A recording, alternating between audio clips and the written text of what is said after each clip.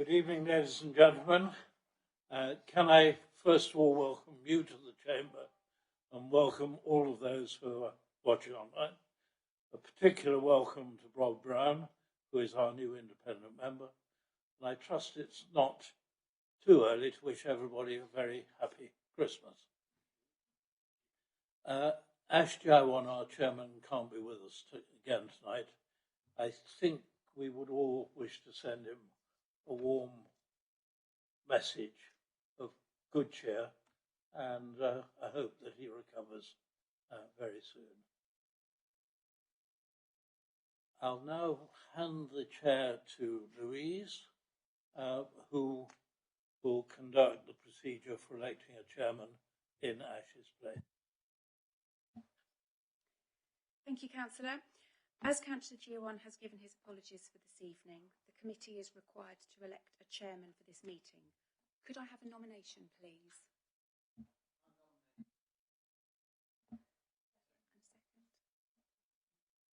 Are there any other nominations?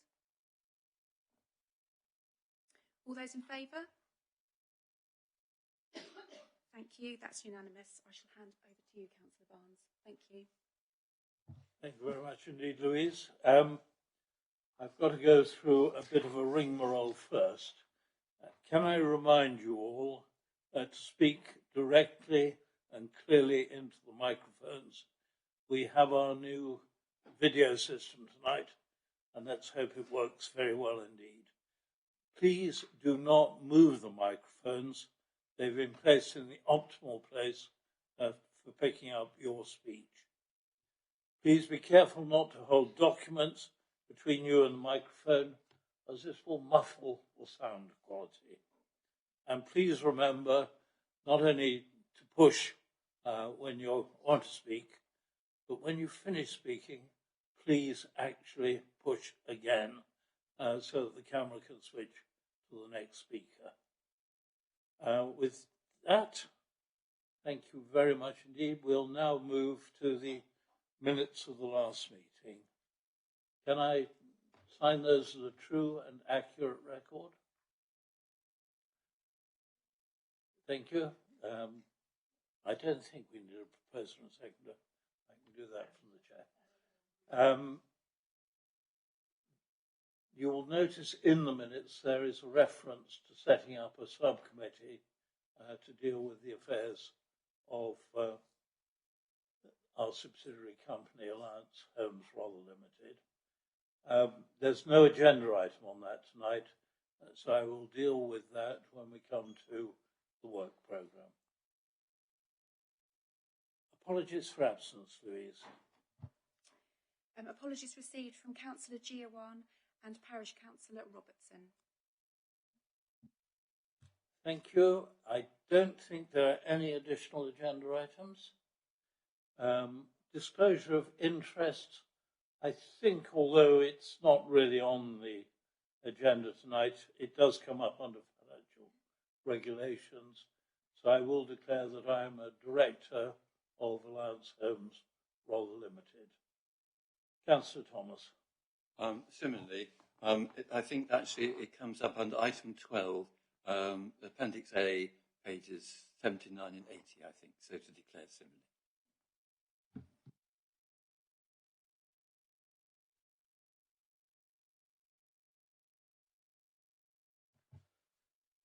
Right, we move then to item 5 on the agenda, Code of Conduct Complaints Monitoring Officers Report on Standards Matters.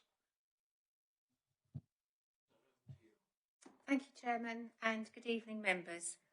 This report sets out details of the complaints received since the committee's last meeting held in June and other standards-related matters arising since that time.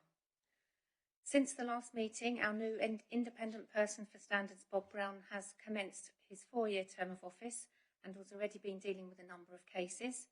And Councillor Keith Robertson has been appointed by RALC as one of the 2 parish and town council reps, but is unable to join us tonight. There have been 6 code of conduct complaints made against 1 district councillor and 5 parish or town councillors, all made by fellow councillors. As none of the complaints have resulted in an investigation and a finding of fault, these are presented anonymously at Appendix 1.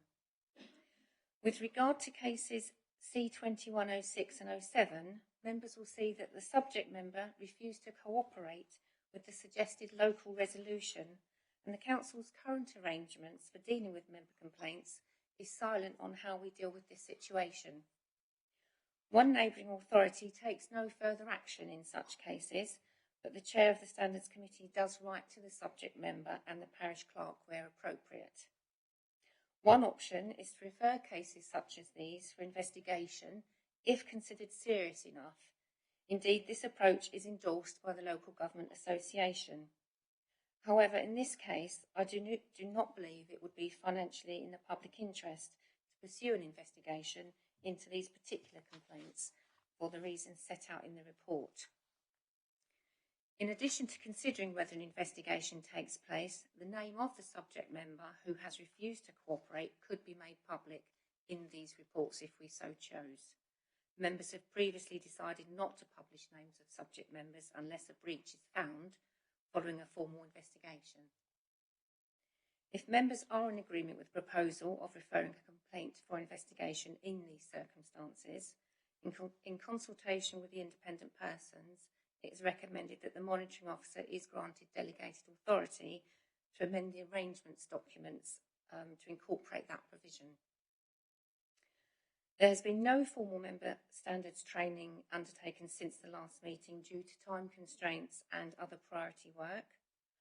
Bob Brown and I attended the Monitoring Officer Conference in October this year, held remotely, which provided a useful snapshot of the issues across the country. It is clear nationally and in our own experience that a significant proportion of complaints originate from the parish and town councils. Improving support to and offering training to our parish clerks and town and parish chairmen may address the issues that end up as complaints. I would also like to draw members' attention to the guidance issued by the LGA in respect of their model code, which, whilst we haven't adopted at ROSA, does give some good examples of the shared common behaviours expected within our own code, and I will highlight and make those bring those to members' attention. Thank you, Chair. Yes, on the last point, I think it would be helpful if we, although it's not our code of conduct, I think it would be useful if all members saw it. So I will ask the monitoring officer to circulate that. We have one issue in front of us which we need to take a decision. It's a slightly unhappy parish council at the moment, Morthiam, and this particular member made a couple of documents public which were clearly marked confidential. I think probably it's not appropriate to investigate. I don't think there's any doubt about that the breach occurred. And the question really is, would you like me to write, or Ash to write, depending which of us is available, to this member, and should we name him? I will take views round the table. Yes. Councillor. I take the view, Councillor Barnes, that we should proceed with this.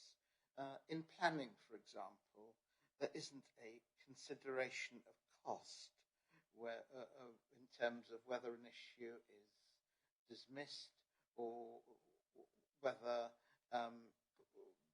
the officer's recommendation is overturned. I think if a complaint was deemed sufficiently serious to merit local resolution, as opposed to being dismissed at source, then I think that natural justice seems to indicate that the same principle as in planning should apply, and that it should go forward for investigation. I think this is, if it doesn't go forward for investigation, it's potentially setting a precedent that someone can just refuse to cooperate with an investigation and get away with it? Yes, I understand the facts. It's not so much because there was no investigation, there was no refusal to take part in it. I don't think there's any dispute about the facts. I think the member of the parish council concerned is perfectly open about the fact that he did make the documents public. The dispute about this is whether his intention, which I've no doubt was honourable, nevertheless is a breach. And that we have concluded it is a breach. I'm not sure what more an investigation is going to tell us. It's not that I'm worried about the cost. It's just I don't actually think the investigation, given that there's no doubt about what happened, is going to tell us anything. It will, the only thing that it might disclose, which I can disclose to you, I suspect, is his motive in disclosing those documents, which was one he would claim of transparency. I think Councillor Barnes is before me. You said this one is Northium, am I correct? I'm afraid I disagree with my colleague here. I don't think it's probably anything to do with NATO, the document, and I'm sure this person may have, obviously you won't be doing it again. I think it'd be a lot of money and a waste of time, precious time right now to pursue. And I'm presuming from what you said, Chair, that the complaint, it wasn't that serious. Would that be correct? I will allow the monitoring officer to tell me how serious it was.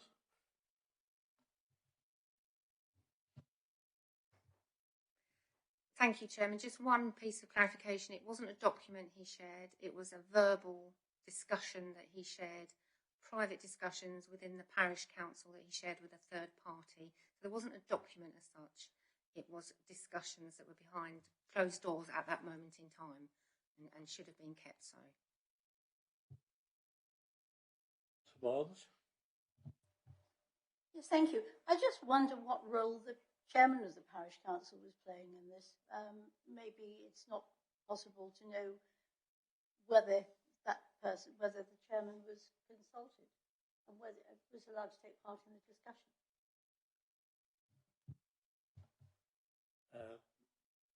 Monitoring officer, do you want to just elaborate a little more on the facts, please? I don't believe the chairman of the parish council was present. It was a subcommittee, a private subcommittee that was meeting to consider the options for a piece of land that the parish council own and discussions. I don't want to go into too much detail because clearly we don't discuss it here in public. But I agree, I don't think it's serious enough in this case to investigate.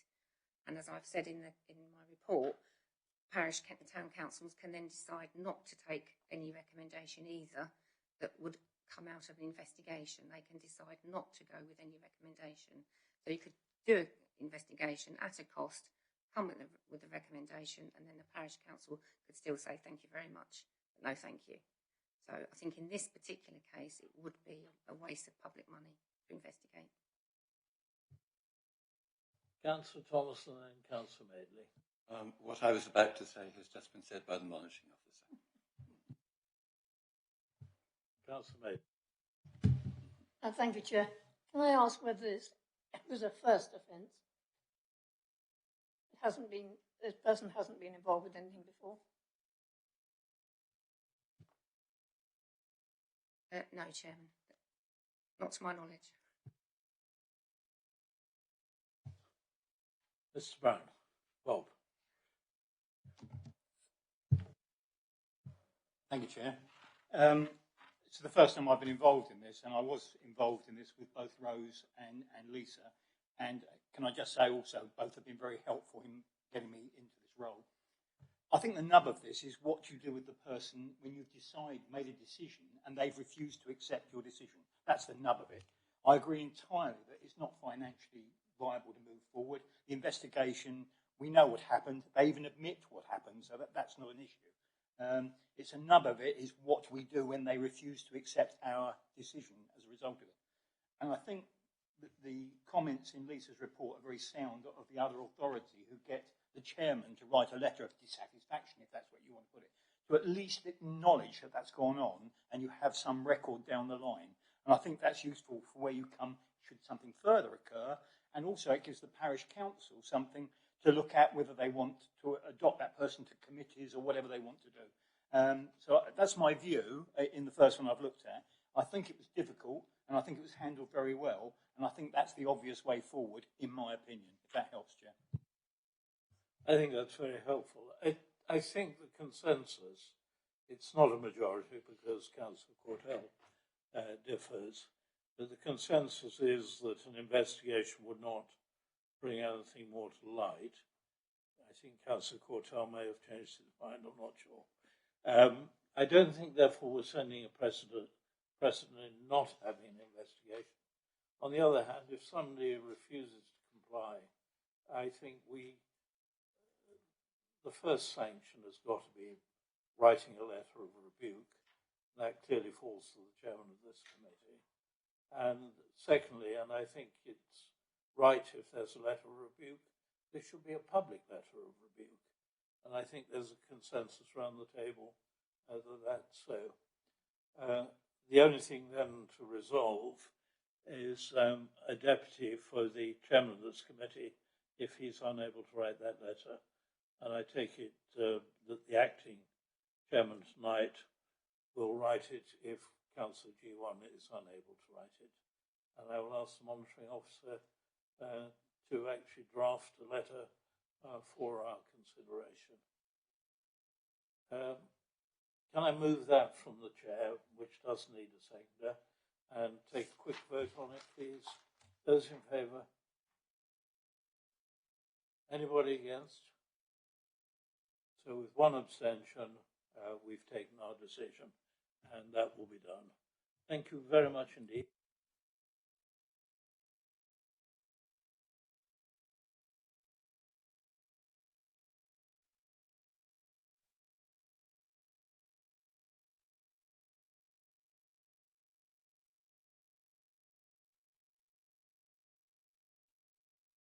Actually deal with that report. Thank you, Chairman. From the report before you, covers the period 28th of May to the 17th of November. We've received 5 Ombudsman complaints, 4 related to planning, 1 related to council tax. Of these 5 complaints, 1 of these complaints was not upheld, so it's found the council wasn't at fault, and 4 of those complaints have not been investigated as detailed in the report by the Ombudsman. So it's worth noting that whilst the 4 complaints were not investigated, there were some learning outcomes that we should look at from a customer service point of view. And most of these complaints happened prior to some of the changes we made in our complaint handling process with planning in particular. So the faults that we had found were poor communication and a poor response time ratio. So we have taken steps to address some of these niggling issues to try and value that complaint and engage with the customer early on. We do find that a large portion of our Ombudsman complaints do relate to planning. Many are aggrieved customers following a planning application decision being made, and that there is, unfortunately, very limited powers that we have in terms of changing that decision once it has come in, and it's just trying to manage the customer's expectation in respect of this. So we're trying to engage early on and outlining all the options available, like judicial review, and so because some of these are quite time sensitive to put in place. So I'm happy to continue with the non-Ombudsman complaint section. or answer questions relating to the Ombudsman complaints first. Sorry, I see nobody actually seeking to ask a question on that. So I think probably move to the end of the report and then we'll see if there are any questions. Thank you, Chairman. So again, from the report in front of you, the reporting period 28th of May to the 17th of November 2021. Again, these were the non-Ombudsman complaints. So 73 of these, we received 107. 73 of these were what we class as non-complaints. So they're classed as service requests. So service request is where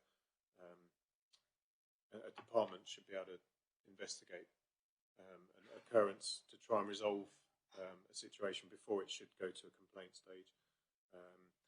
11 of these complaints were resolved at what we call initial stage.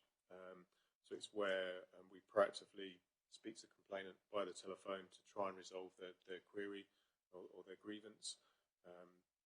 13 of these were what we call stage one, where they've formally responded in writing. So I've given you a brief summary of the outcomes of these. So 7 of the 13 were not upheld. So this, is where the council's not at fault. 1 was upheld. So we've taken steps there to say we were at fault, and 5 were partially upheld.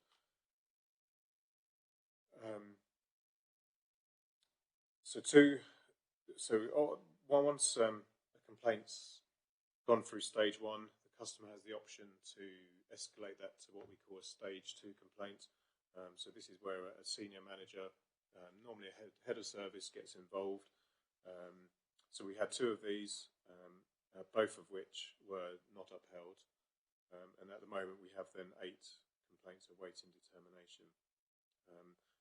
What I'd like to do is just give a bit of an update in terms of the non-Ombudsman complaint that was upheld.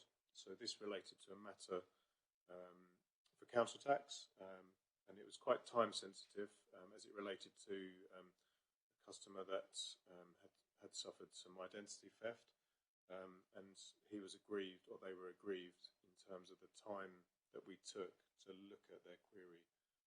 So for that matter, we did uphold the customer's complaint. What I'd like to add is to complement the report, members may wish to have further detail of the non-Ombudsman complaints, particularly those that are upheld from our side. So that's something that I'd like to openly offer up if members do seek that extension of the report. I've also added just some time information in terms of just to give the members an idea of how long we're taking to determine complaints. Thank you, Mark. Are there any questions for Mark? Councillor Courtell. Thank you, Chair. The non-Ombudsman complaints, I noticed that out of the complaints, 12 were to do with planning and 8 neighbourhood services, and those stand up tar above the rest of the departments. Out of those 12 and those 8, how many were upheld?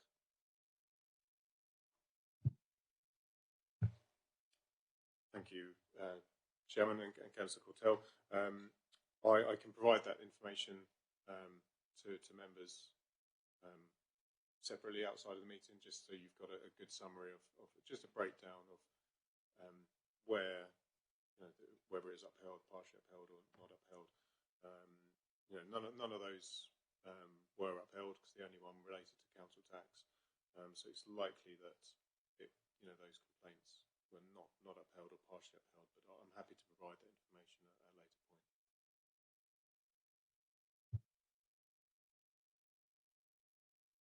Thank you. It wasn't a question, it's just a comment, because I think Mark referred to the fact that he could provide us with the information or further details on complaints that were upheld, and I think that would be quite helpful to have in future. Thank you, Mark, if you can provide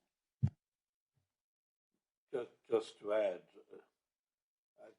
it's Mark's innovation, which I'm grateful for, to actually feed us this information. But I think actually you're quite right, Councillor Kirby-Green.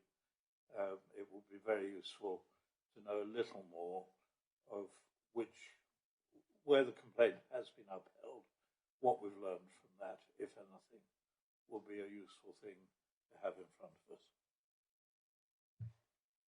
Thank you, Chair.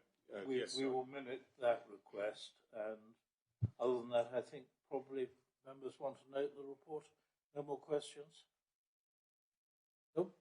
In which case, we will note the report, and thank you very much, Mark, for a very full explanation.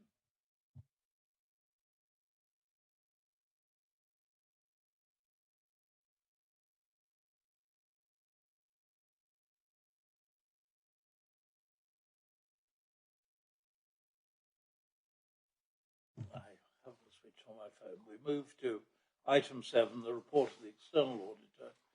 We have with us Trevor Greenley, and we're very grateful to him for coming and welcome him to our meeting. Trevor, is there anything you would particularly want to draw our attention to in this report? Thank you, Chairman. There's very little that I want to draw your attention to, in the sense that this is a report which summarises outcomes which have previously been reported. So the annual audit letter is a summary, a public-facing view of the main conclusions from the audit. This is for the 1920 year, so our work on the 2021 audit is still in progress.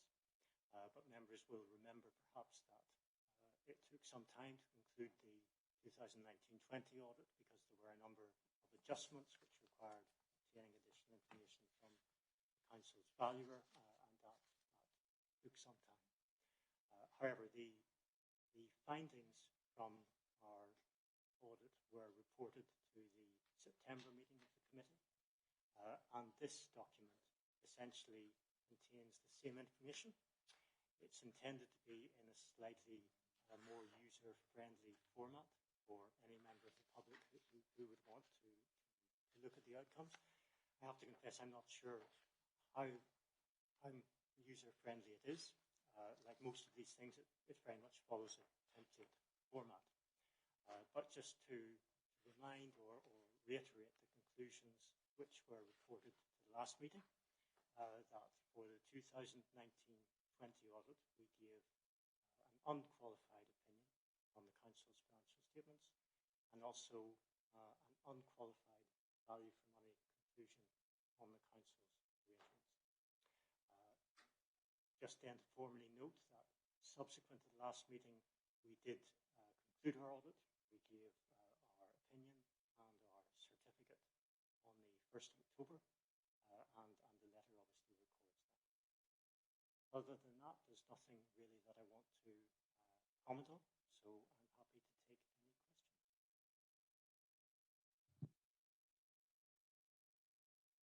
Thank you. Does any member want to ask questions or comment on what we have in front of us?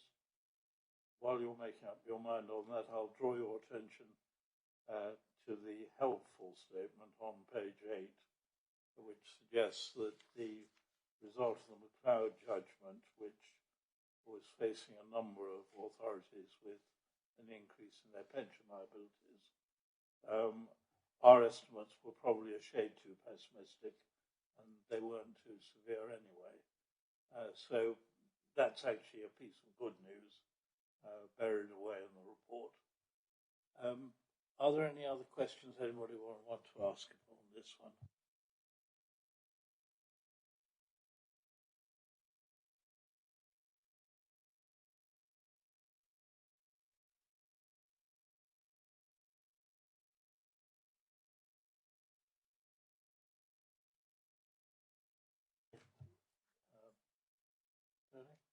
No, I won't take too long, Chair. I think, as Trevor's just laid out, there were reasons for this, the 1920 accounts process, if you like, being more prolonged than we'd ordinarily have liked.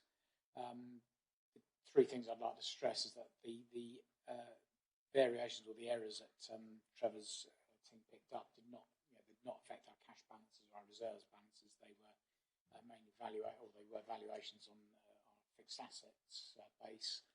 And there was some tweaking to the notes that we made, which Trevor's team helpfully suggested would help with the reader's clarification.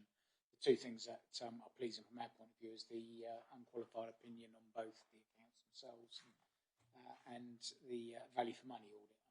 That's always a good thing to have. And I think somewhere in the letter, Trevor, I think your guys acknowledged that the quality of the working papers were very good, and I'd like to acknowledge and give my thanks to Trevor and his team for the work that they put into the audit. Thank you, Tony. I think actually we should thank both Tony and his team and Grant Thornton for the hard work. It's a long time ago now. It seems even longer because of COVID. But there clearly is an enormous amount of work goes into these audits. And the fact the news is good at the end is very welcome. So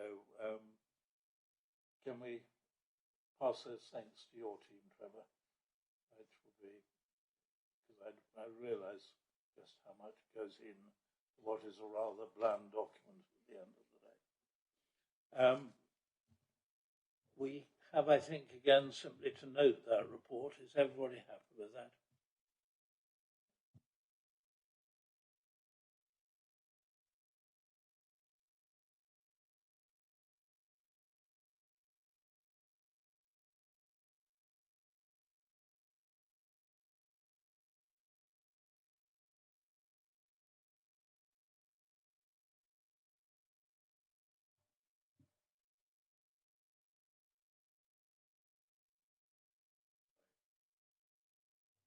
Did Trevor want to say something? Thank you, Chair. No, I noted there are two reports marked as to follow on the agenda. And just to clarify that we're not proposing to bring either of those reports to this meeting. So these are reports which are linked to the annual accounts process. And the decision is not to bring the statement of accounts to this meeting. And it makes sense that our audit findings report should go to the same meeting as the accounts. So we anticipate that all of the reports will come to a future meeting. Yes, that's my fault. I have an adjusted agenda in front of me, so I apologise for skipping over.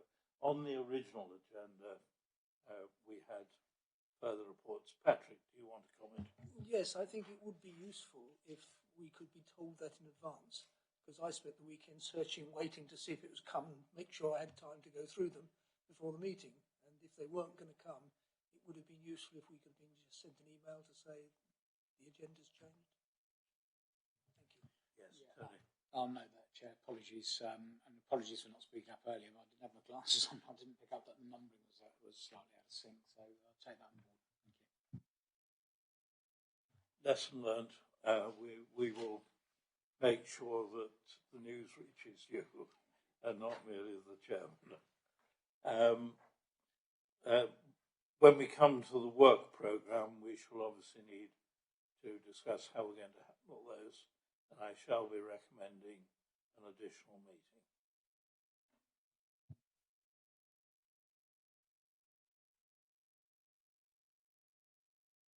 I think we can now move to item 10. Gary, will you take us through the internal audit report? Thank you, Chair. This is my usual quarterly report. It updates members on current progress against the audit plan, internal audit activity in the second quarter of 2021-22, progress made on implementing the outstanding audit recommendations.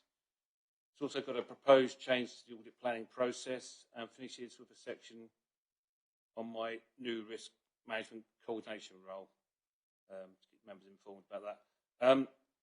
Para 3, current position, well, as it says in the report, progress against the 2021-22 audit plan has improved, but we are still running a few weeks behind schedule. Hopefully, we'll get the bulk of the audits done by the end of the year, as planned. Summary of audit activity to the 30th of September 2021.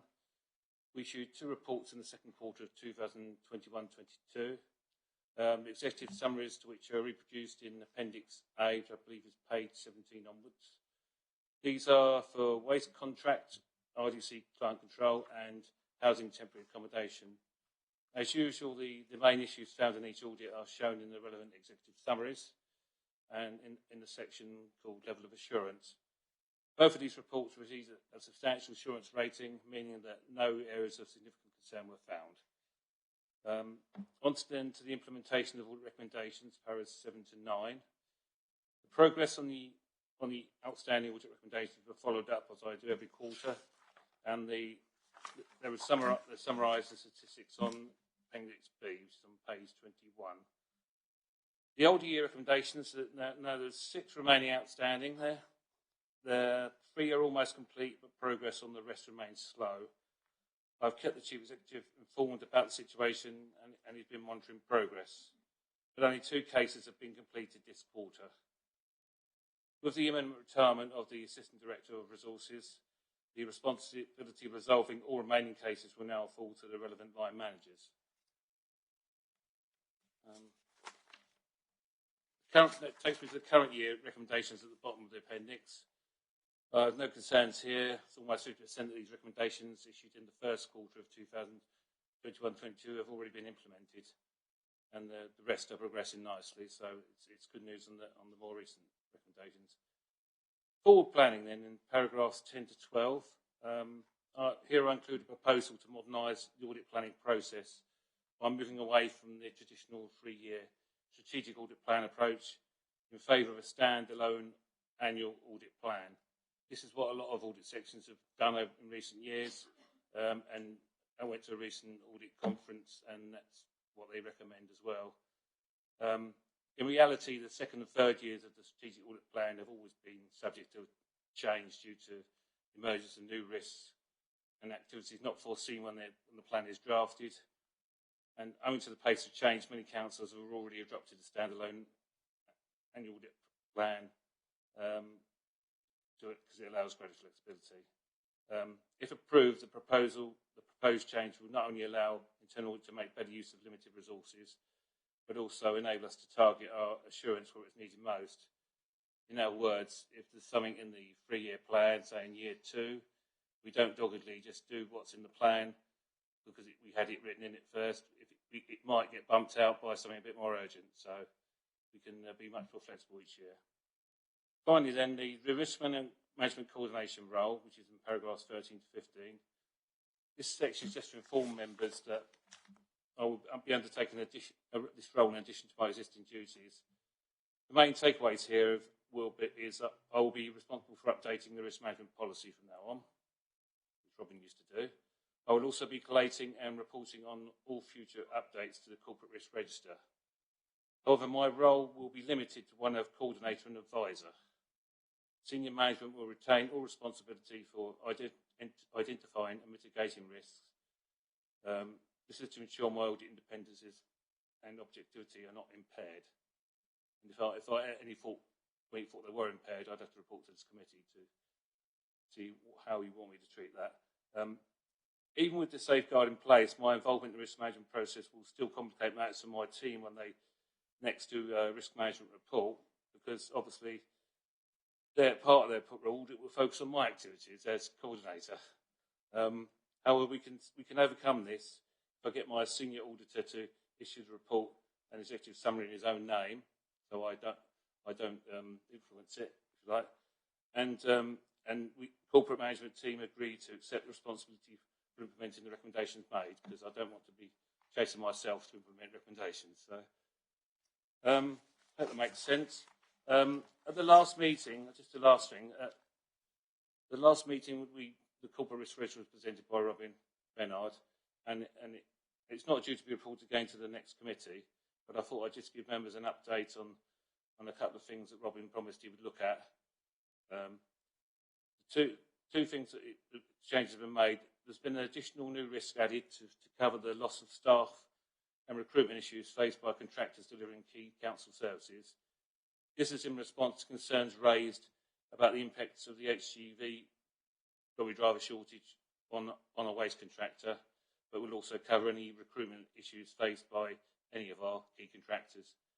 And the other one was an increase to the inherent, or that's the unmitigated risk score for major projects. There was a comment made, it was a bit on the low side. So it's been increased from 9 to 15, which in English means from medium to high priority.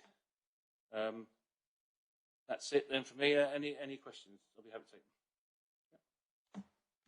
Councillor Barnes. Yes, thank you. Thank you, Chairman. I wonder if Gary would, on the basis that change doesn't always mean better, whether there are any downsides to this change in the way in which you set out the strategic audit plan, and whether, particularly given the amount of staff, changes and all the rest of it, I mean, are there any dangers, and is this completely, all accounted for, so to speak? Thank you for that. There's not. You won't see much difference really. I can't think of any setbacks to it because it makes it more flexible. I mean, I've always had the ability to change the plan during the year if necessary, and report to members that I'm doing so. It's just we can focus on a single year then. I mean, what I probably will need to do is when I produce the 1 year plan, I will need to tell you what audits are also in the running for inclusion in the plan, so you can see what I've left out, if you like, so that they can. So it won't be quite the same as a strategic audit plan, but it'll be like an annual plan with others that could be included if things change. Because of course, by what that you look a bit confused. But what I mean by that is risks aren't static. Something that we consider as medium risk now could suddenly become high risk if something changes. So it might need to come in. Plus, of course, you get new areas that come in all the time. Double check. We're not just. This isn't just to be fashionable. There is a really. If other councils are doing it, we don't necessarily always have to follow it. No, I think most of our. I mean, no, it's not just to be fashionable. To be blunt, but it's. I think most of our neighbouring councils have adopted an annual report approach anyway. Now, it's recommended by my professional body. It's seen a bit as old-fashioned to do a 3-year strategic plan now, because. Well, in recent years, things have changed so rapidly, and of course, with the council having to be more creative in what it does to generate income and go into areas we wouldn't have dreamt to go in probably 5-10 years ago, that things need to be brought into the plan quicker and looked at. So we have had a rather turbulent half-decade. Maybe things will settle down again. But I think what you're saying, to summarise, is you'll still give us a forward view, but it won't be a strategic 3-year plan. Yeah, precisely, Chair. We're not. I mean, we're not trying to. I'm not going to set the future, the years 2 and 3 in stone, so to speak.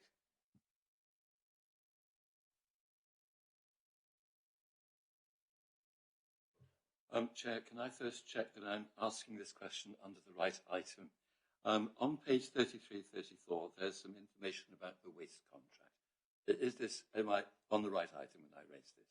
I think it's very right. Now, you may have noticed that there is something really quite remarkable about what's happening with the waste contract, namely that we thought we had an understanding with Biffa that Biffa would be responsible for the cleaning of trunk roads, and we thought this would apply only to major roads like the A259 and the A21.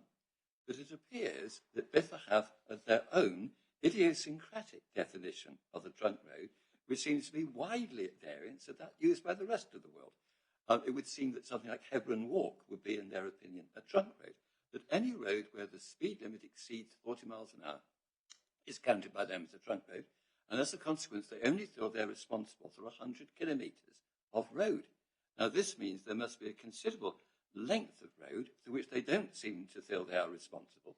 And I'm very, very interested in what's happening about this and whether a legal opinion has been sought on what actually constitutes a trunk road. So just very, very interested in any comments you have to make on that, please. I'm afraid I can't add very much to what's in there, because the recommendation's been made for them to follow it up. It was something that the waste team was already aware of, but as a result of the audit, I expect to see it move forward now, and I'm presuming we'll have to contact the contractor direct and at one of their formal meetings about it. I don't know if we've sought any legal advice on this one. And unfortunately, because it's only been issued fairly recently, the report, I've not asked for a follow-up on it, so I'm afraid I haven't got much information to add. So. Can I suggest, Chair, that this matter be followed up, because it's quite clear that the council could be either charged money, which it shouldn't be charged, or we receive an unsatisfactory service which we shouldn't receive. So it seems to me an important matter to follow up. Yes, I think we do need to note this particular point and ask how it is being addressed, because I agree with you, Councillor Thomas. I think you're precisely right. Either there was a fault in the contract negotiations, which I doubt, or in fact we are owed some money or some service by BIFA. Personally, I would rather it was service, but I do think it does need to be chased. So I can just add, Chair, I mean, this audit was issued in August last year, and I follow up audits once it's gone past 6 months to report the progress to this committee. So this will be one of my outstanding audit recommendations, so I will be following up next time. I might have to press them for a bit more information, I think a bit brief, the response, so I can give you an update. So. It helps you, this committee is requesting that you are provided with more information, and we will minute that as part of our decisions. Thank you, Chair. I'm a little bit concerned about dropping the strategic audit plan. On page 13 of the external auditor's report that we agreed a few minutes ago, the final sentence indicates that there are some risks concerning our medium-term financial situation due to the downturn in reserves if things don't go right in terms of budgeting. Now, it therefore seems appropriate to me that an audit should include a longer-term perspective than just the immediate year. I understand there are resource implications. I understand that there are urgent tasks which are needed, but I see a risk on the downside by dropping the strategic audit plan. Yes, I'm not sure, but I'll get our Chief Finance Officer to comment. But I'm not sure that the consideration of the forward financial strategy is really the central focus of internal audit. Internal audit is much more about the efficiency of our internal processes. The forward look, I mean, the one thing that is the downside of losing a strategic look, but if we have it as a forward look, I'm not too worried. But the one thing is a 3-year plan might give you some guarantee that every area of the council's work over time is being looked at, and that will be harder to see. I think that's the only real downside. But if you've got a good internal audit department, they will be weighing up areas they haven't looked at for some time and putting them in the programme. I'll ask Tony first to comment and then... Thank you, Chair. Actually, I think you summed it up quite well, to be honest. The medium-term plan is a forecast rather than there's processes behind it, but I'm not really sure. Gary may say different, but I wanted to pass it around the table too much. But I don't think that the strategic or the timeframe of the audit, internal audit plan would necessarily have much of an impact on how we perform the medium-term financial plan. I think the work that Trevor and his team do is probably more helpful and informative for members in that respect. I think really, Chair, I'll just sort of back up what you've just said. Thank you, Chair. I'd just like to add, we don't purely focus on financial risk. We look at other risks, reputational risks, following legislation. There's lots of different types of risks. Although, we also try and make sure we cover the key financial risks each year so to satisfy the needs of the external auditors. The other thing was, what you probably don't appreciate is when I produce an audit plan, and this won't change if we just do an annual audit plan, is I've got a spreadsheet of all the auditable, like we call it auditable areas. It's what I call the audit universe. It's basically all the areas we think we could audit in the council if we so chose to do, and many of them we have done in the past. And I risk rate that on financial elements, reputational elements, how key they are to the delivery of council services. There's lots of different elements. Okay, it's all subjective, but if I do it, at least it's consistent. And from that, I'll work out a score for what's low risk, medium risk, and high risk. Of course, the highest and the high risk and the medium and the highest medium risk, makes sense, will be what ends up in the annual audit plan.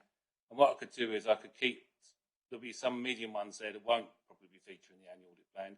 They will probably be the ones I need to put in some supporting documentation when I produce the plans, so you can see what's been left out, and you can challenge me if you think they should be in the plan.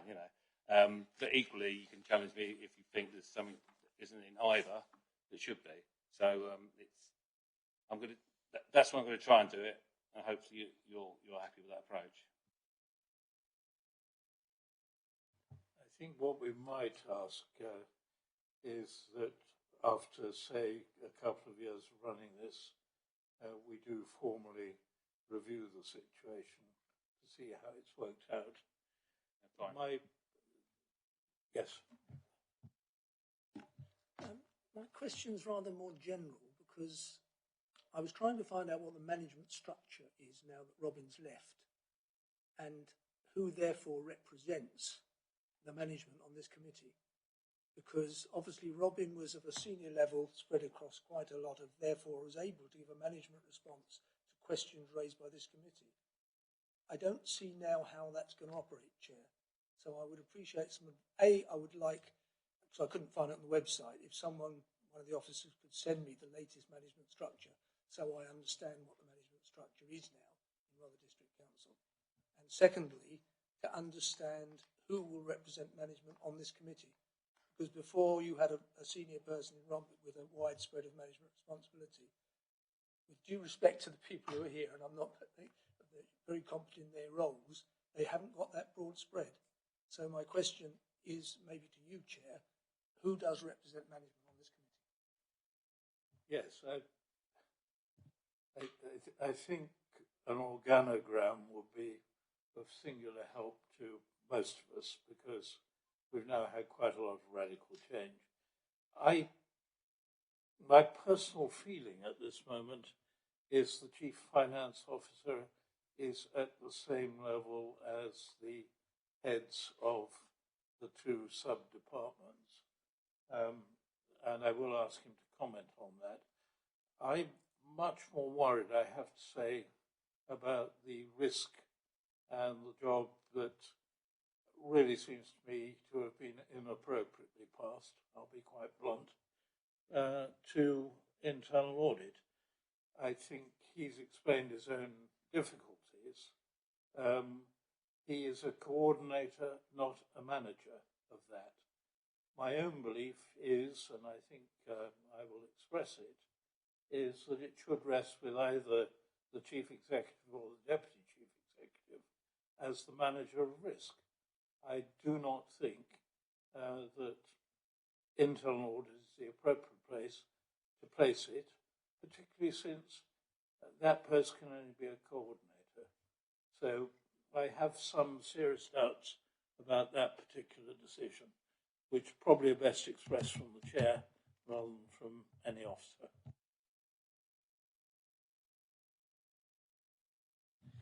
Thank you, Chair. Well, it's not been ratified yet, but I will be the Chief Finance Officer. I've been acting in that role effectively from the 1st of November. So to answer your question, Patrick, I'm representing management tonight.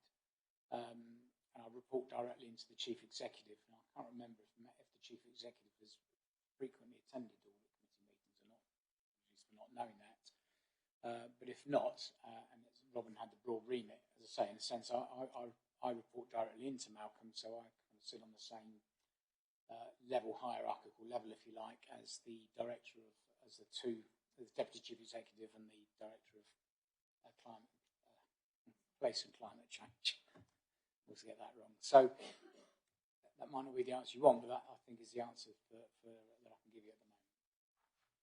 Yes, thank you, Tony. I obviously didn't understand your position. That's what I'm saying. If I could have a detailed structure, then I could see and get a better feel whether I felt that this committee had the right representation from management.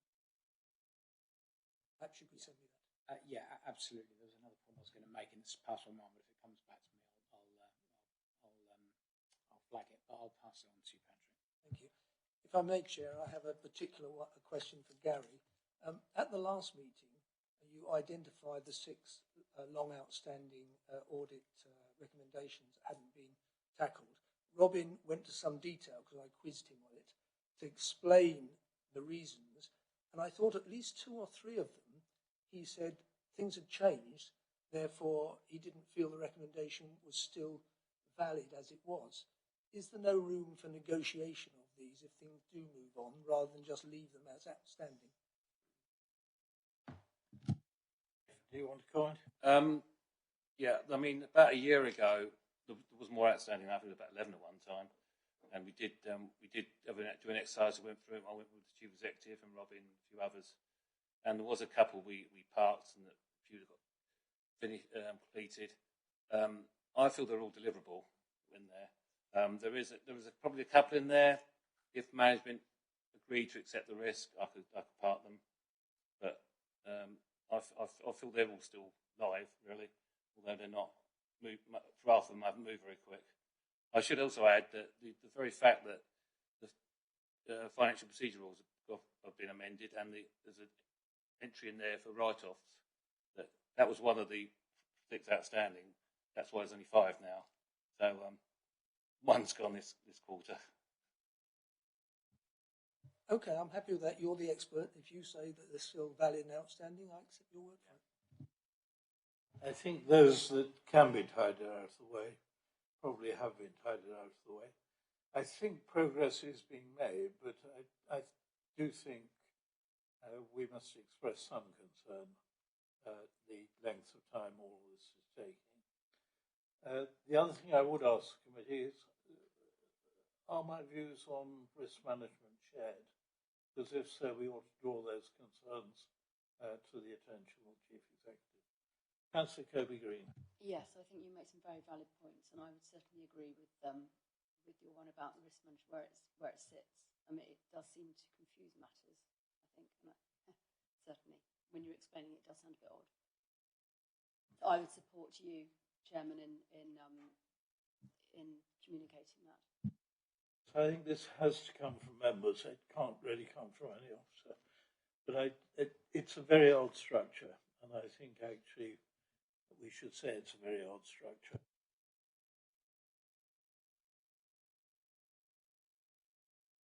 I support you and Councillor Kirby-Green on this.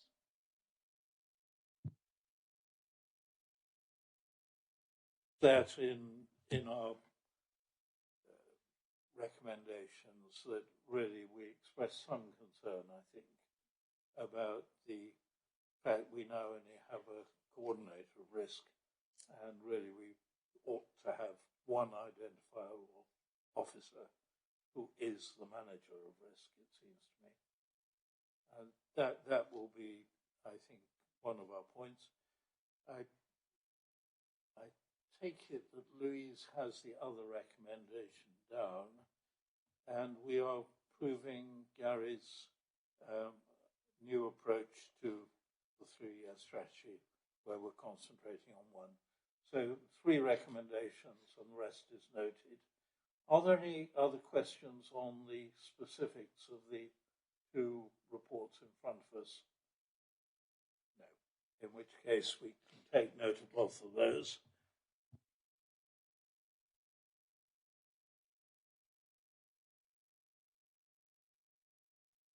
So those three resolutions alongside the note, we'll leave them to the Secretariat to word in coordination with the Chair. But can I have your approval for those three recommendations? Unanimous, I think. Excellent.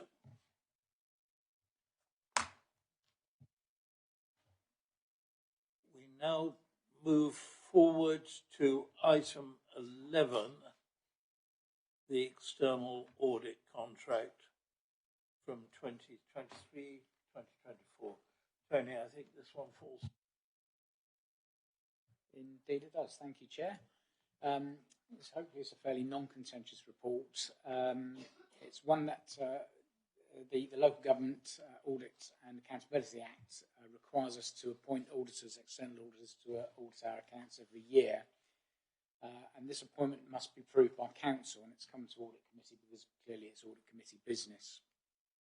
So the current contract, if you like, expires after the financial year 2022-23, and the public sector for audit appointments are now undergoing their procurement exercise for the period 23-24 to 27-28. And if, as a council, we wish to go down that procurement route, and I'll say a little bit more about that in a second, we need to opt in by the 11th of March 2022. So we're looking to get council approval as soon as we can so that we can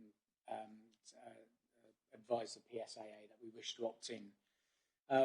Broadly speaking, the PSAA approach offers us the benefits of economies of scale, or hopefully offers us the benefits of economies of scale, and saves us the trouble of having to set up an audit panel ourselves, and broadly speaking, probably fishing from the same limited audit pool if we decided that we didn't want to go through the PSAA route. I can't 100% say that we've done an exercise to prove that this is the most cost-effective way, but I'm very confident that it would be the most cost-effective way of procuring audit for the following 5 years, and I've no problem in recommending that to members. And happy to take any questions. Any questions from anybody? Yes, Councillor. It's not actually a question, but just to simply say, I think that a very, very good case has been made for doing this. It means we don't have to set up an independent auditor panel. We save on legal costs. We're only fishing within a competitive and limited market, and this will give us access to a greater range of potential auditors. So I think a very good case has been made for it. Yes, the cost of actually going it alone or setting up a new consortium will be very considerable, I think. So I think we're all at one in thinking this is the right way forward. I probably need formally to move that from the Chair. Its recommendation to the Chief Finance Officer be authorised to opt into the national scheme for auditor appointments for the provision of external audit services, starting with the audit of the 2023-2024 accounts. Can I have a show of hands in favour of that? I think unanimous again.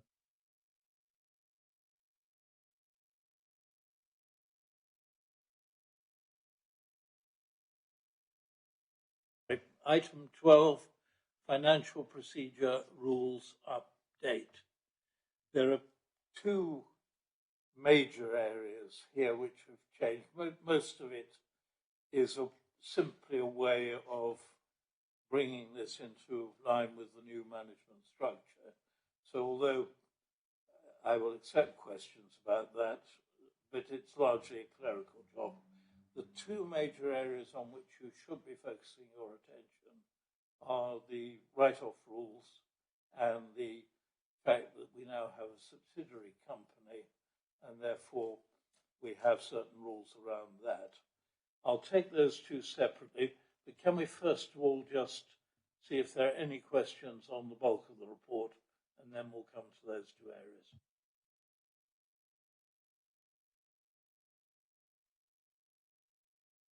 Right, no questions on the bulk of the report, so we move to the write-off rules.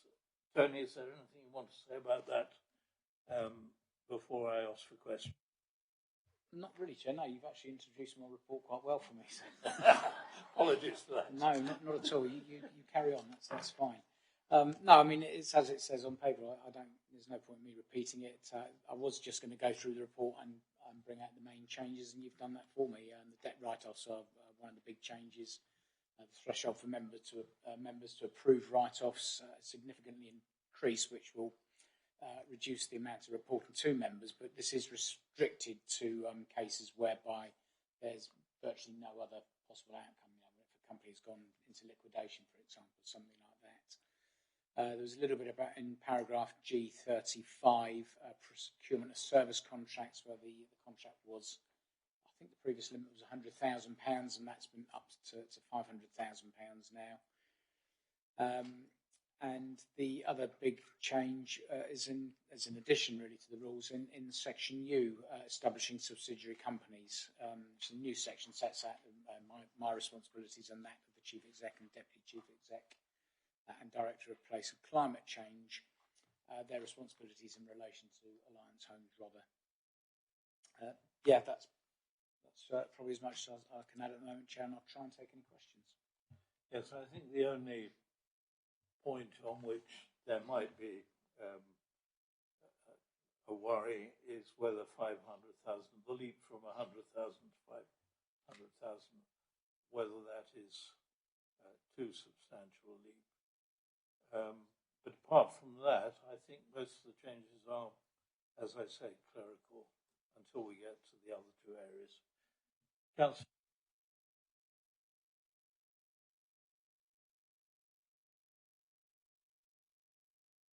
My apologies. I should have put that on the first page. My apologies. The first thing I want to say is that if you look at page 80 and 81, there's a list there of some of the council's responsibilities. And I think that it's written from the point of view of the council, which is absolutely fair. Can I stop you a moment? Yes, certainly. I think we're leaping ahead of ourselves. Okay. I was going to take the write-off ones. Oh, sorry, Mr. On write-off. I'm sorry. Hear the main report. Yeah. And then I'll come to sorry, my apologies. your point.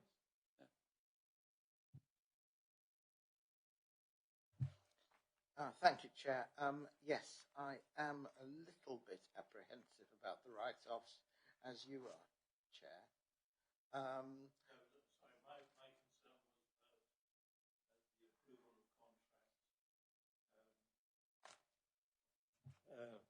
My concern was about the leap in the level of contract and the degree of scrutiny under 500,000, which is now essentially officer rather than member. The write-off is slightly different. No, I think you're right. The write-off makes sense. I think I was leaning in the wrong area. I was concerned about the level of scrutiny. Yes, I think that 500,000 is quite a high threshold to exclude from the democratic process. I think perhaps increasing the 100,000 to 250,000 in view of the passage of time might be more appropriate. I think members would like to be able to scrutinise contracts above 250,000.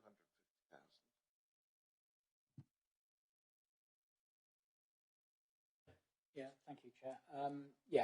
If I could just assure members, the reason for picking £500,000, just to assure members, wasn't to try and avoid scrutiny or anything like that.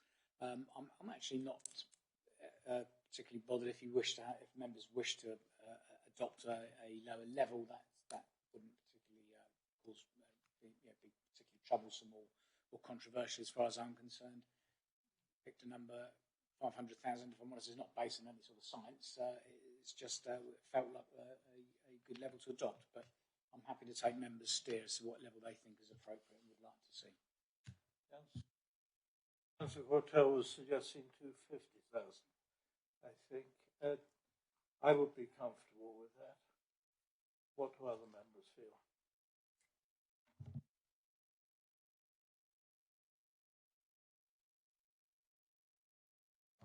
I think I'd be comfortable with 250,000 too.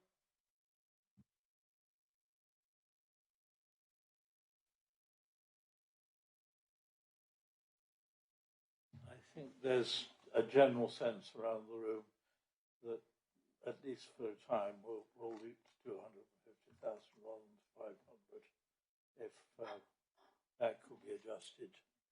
Tony? Now, on write-off, is everybody... Sorry. Thank you. Yes, I've just lost my page, actually. Sorry, the write-off. I was quite alarmed, actually. The housing benefit overpayment debts to delegate for all other amounts and types of debt, the Chief Finance Officer to agree write-offs up to £100,000 for housing benefit overpayment. Can you reassure us that we don't often get housing benefit overpayment debts of between 25 and 100,000?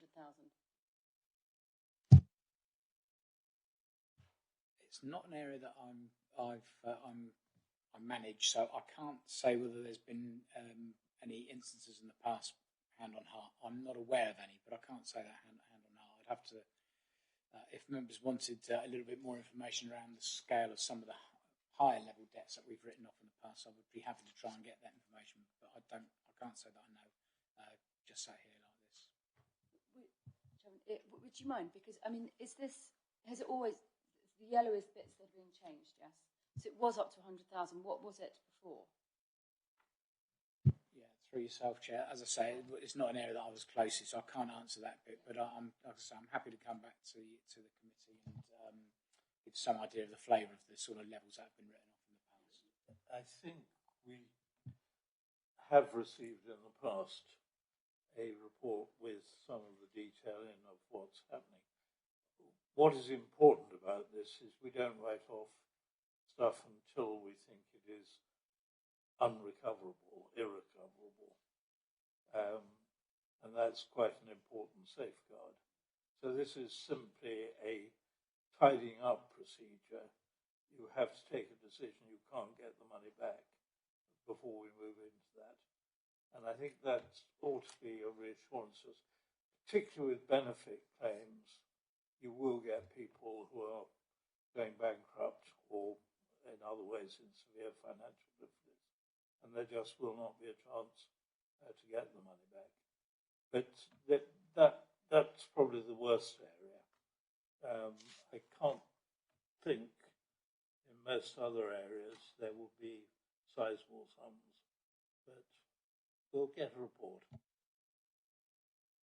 I think just one more thing, if I may just add, Chair. I mean, with housing benefit claims as well, they can go back several years. They can be much harder to trace. So that's probably where the accumulation of debt would come in. But as I say, when I can find out a bit more information for you, I'll let you have it.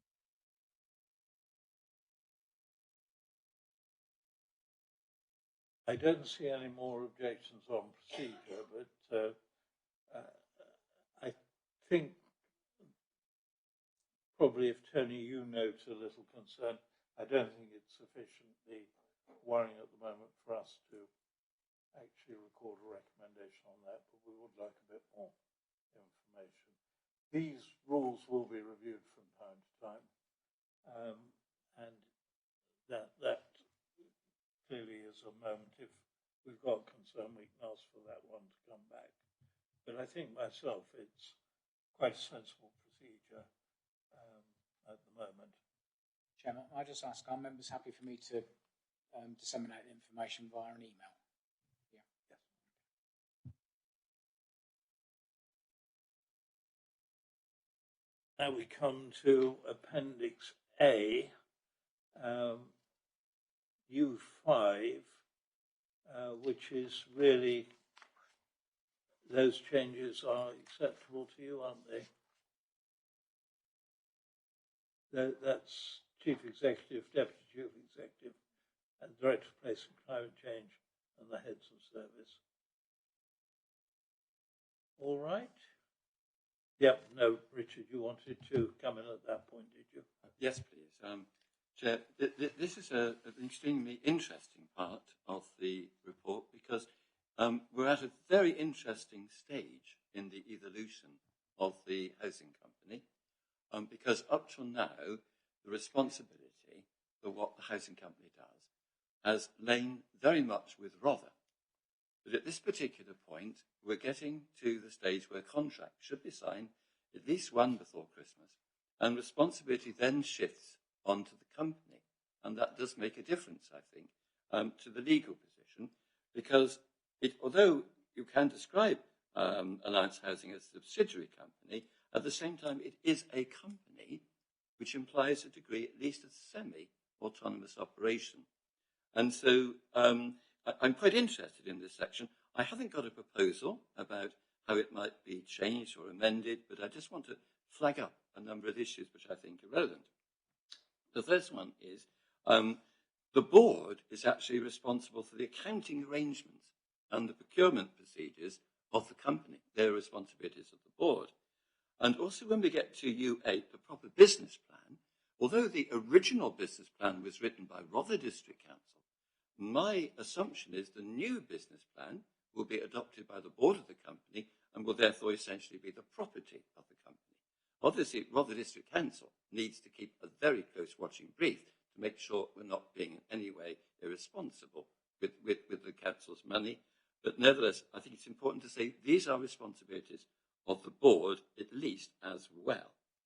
And so just to let the committee know about a couple of things here, we are in the process of preparing a new business plan. U9 refers to governance arrangements. And what's happened here is that Travers, the solicitors, have put forward a whole suite of documents that we've discussed at board level.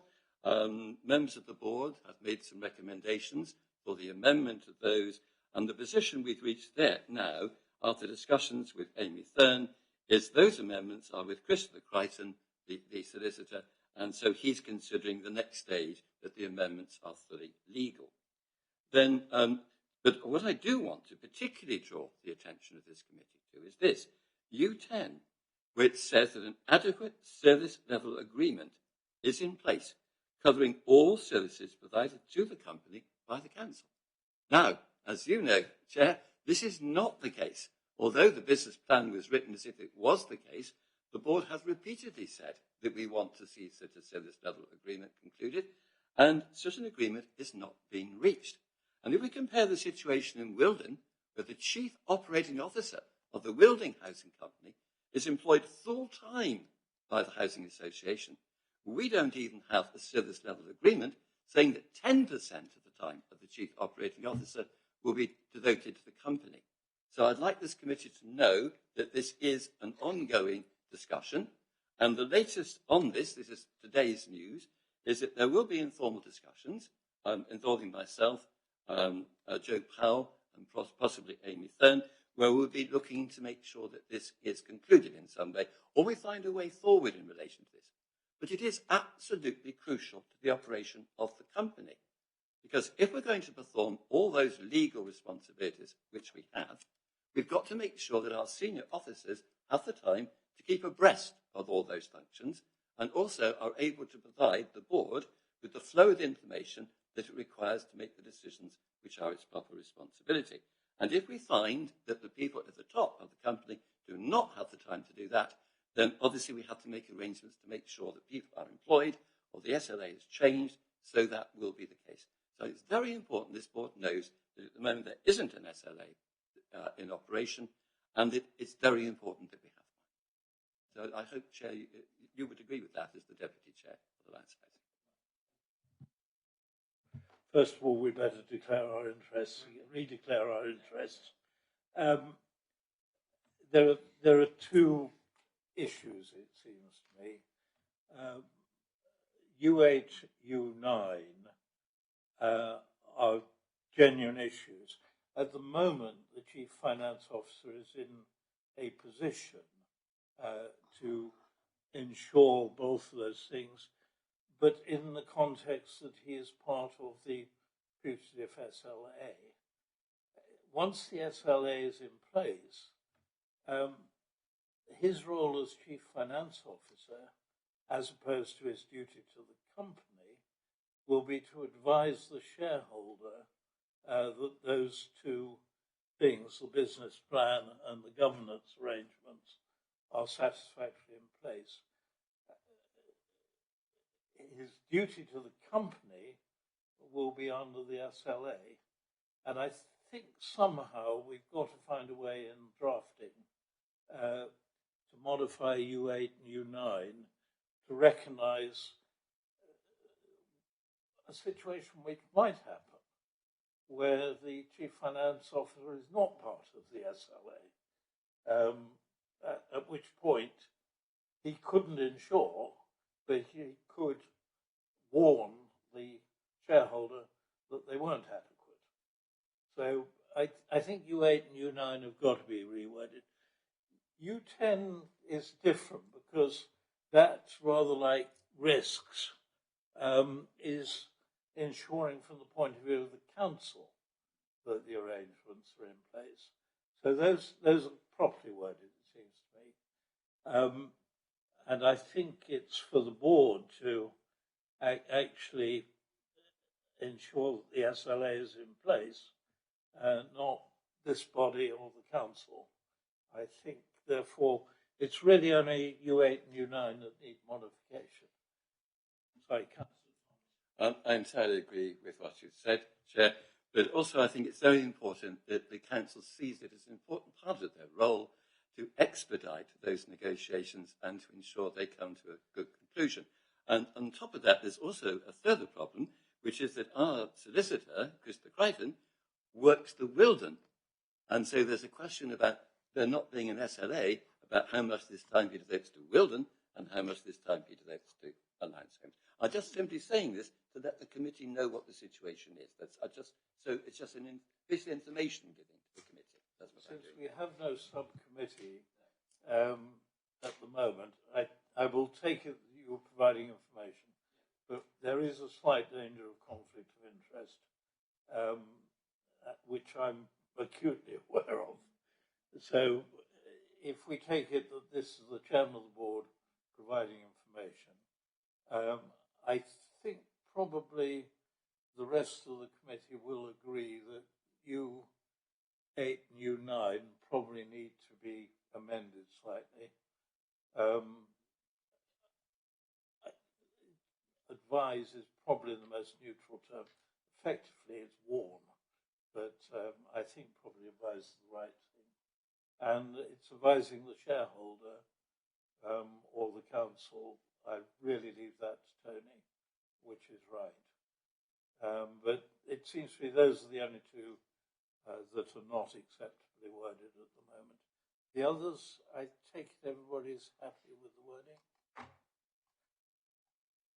Does anybody disagree with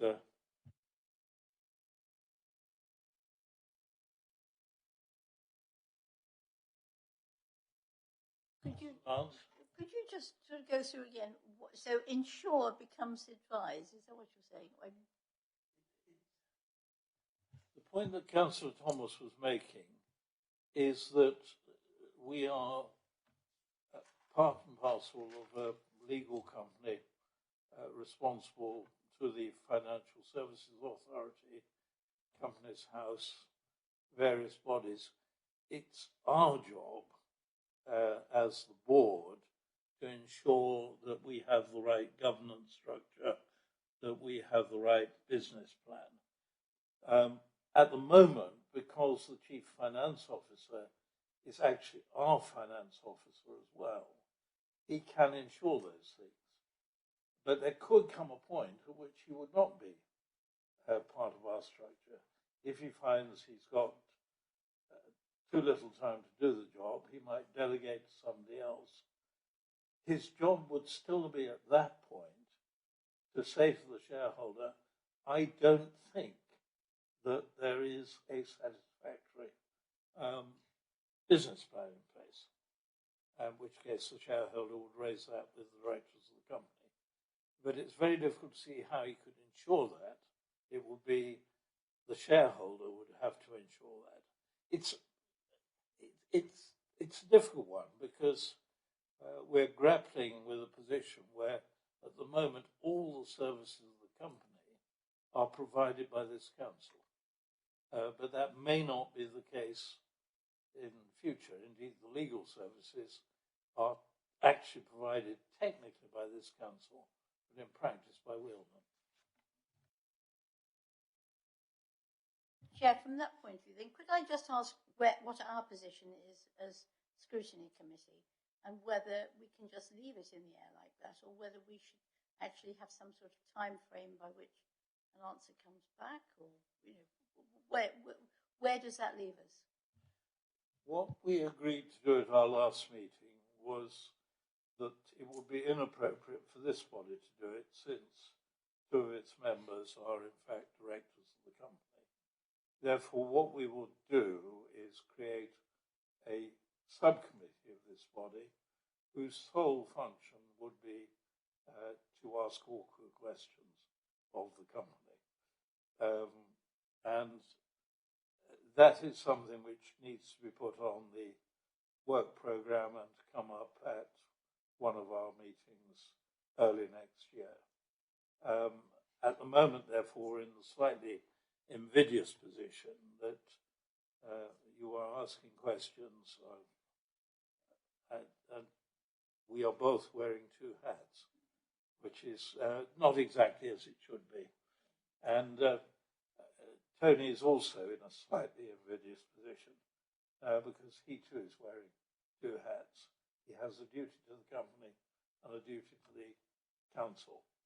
And it's getting the wording of those recommendations right, which doesn't, I think, involve any conflict of interest at all tonight, because it's in the interest of both parties to get a wording that is acceptable and will be acceptable to Companies House, because they too will be presumably looking at these things. Would you want an independent person on this subcommittee? Tony. Chair, I'm still struggling to answer the first part, if I'm honest. It's not an issue I thought about.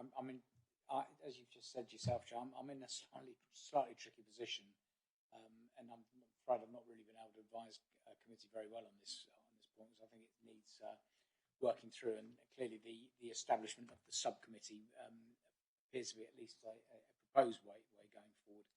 In terms of an independent person on the AHR board, that was your question, Patrick. Yeah.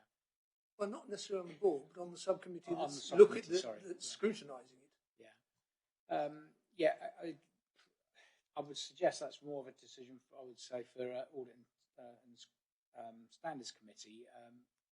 Personally, you've caught me on the hop a little bit asking this question. I would say it's probably a good idea to have an independent person on the subcommittee. Okay, well, should you want me, I'm willing to stand on it, I'd say. I didn't realise you were putting your hand up, Patrick, but thank you for that, duly noted. I think what is recommend that an item setting up a subcommittee is brought to the next meeting of the Audit Committee. We will recommend that its composition should include the independent member. I think that's absolutely right. And I think what we're also going to do is to ask that Tony explores with the shareholder the correct wording of U8 and U9, because they are important functions, but they're not, they are technically board functions, and what the Chief Finance Officer is doing is making sure that those are adequate, but he can't ensure because his role won't allow him to ensure. It will, oddly enough, under the SLA, but that's a slightly different issue. Complex, very difficult. I will ask Louise whether she's got sufficient so you know what we've decided. Yeah. I think with those riders, which we will vote on, all the other factors that are in yellow there are correctly worded, aren't they? So we can accept those. Which takes me back to the recommendation. Hastily whip up. I missed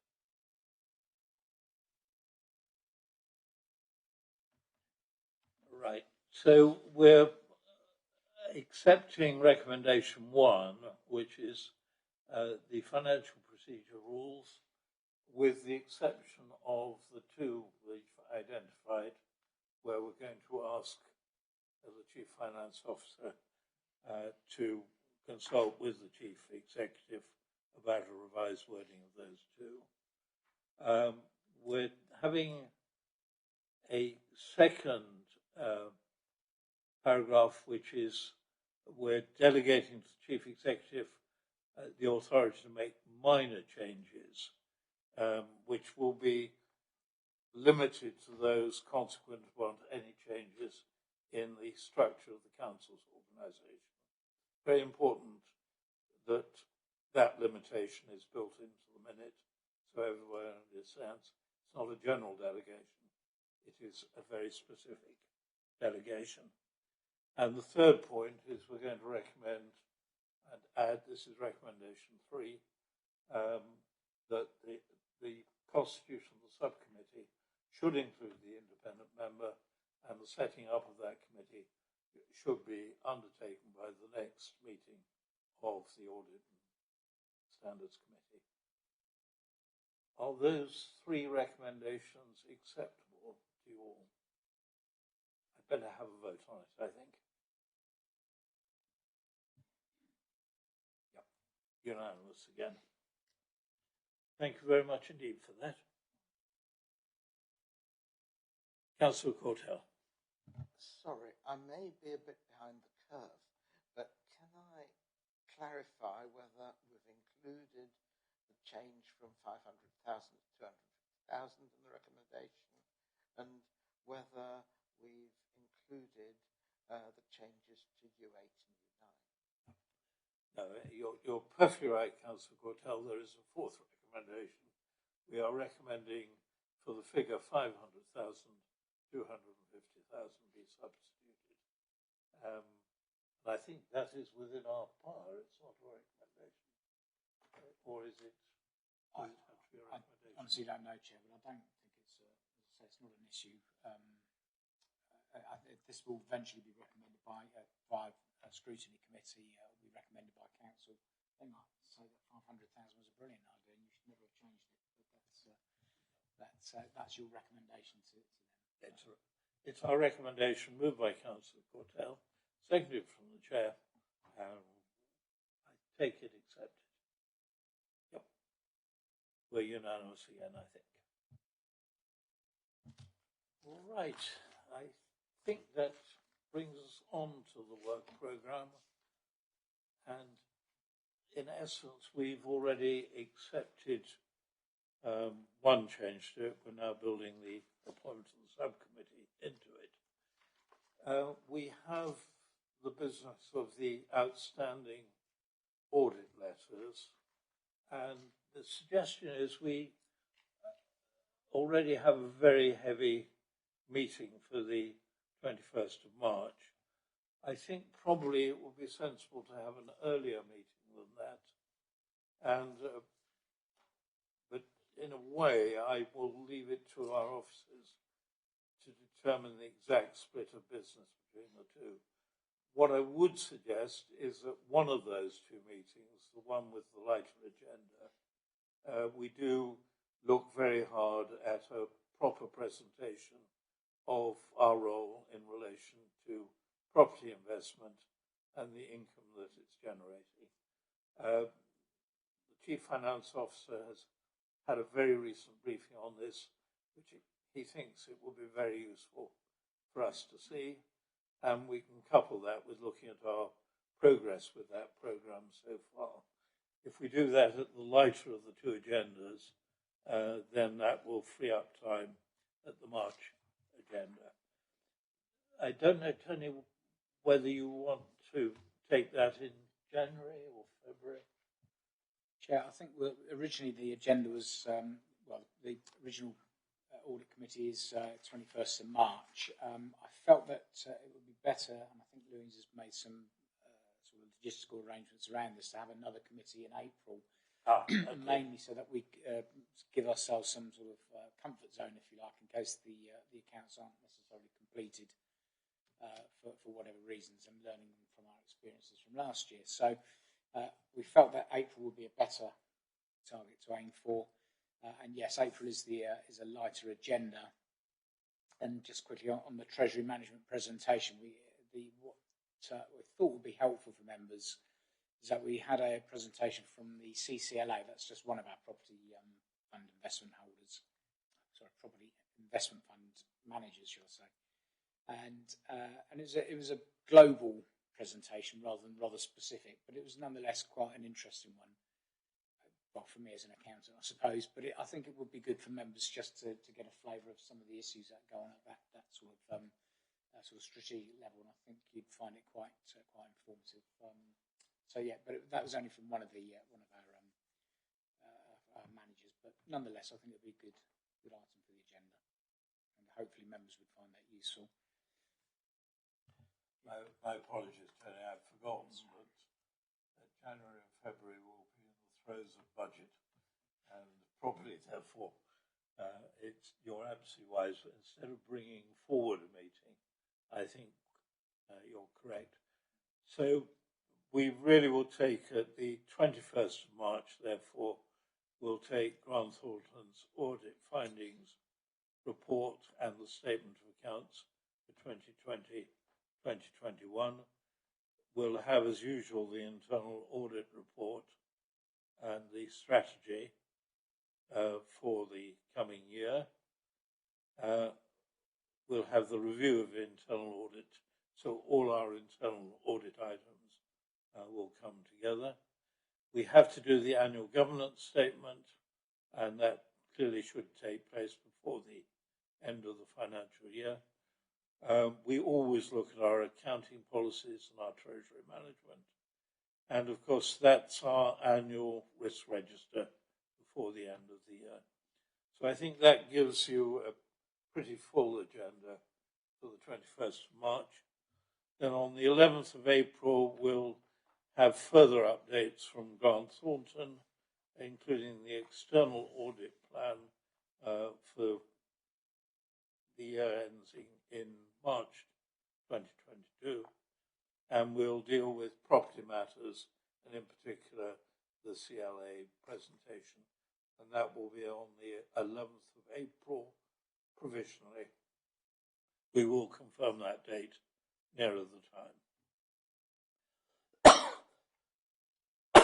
Are there any other points on the work programme? Anything that anybody has missed? In which case, I can put the work programme to you. Is it approved by you all? Yep.